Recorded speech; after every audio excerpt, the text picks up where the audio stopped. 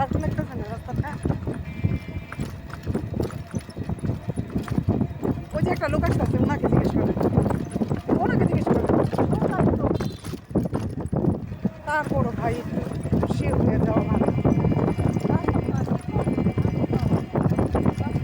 নাকি আমরা এই রাস্তা দিয়ে অন্য অন্য রাস্তা দিয়ে আগে আসছি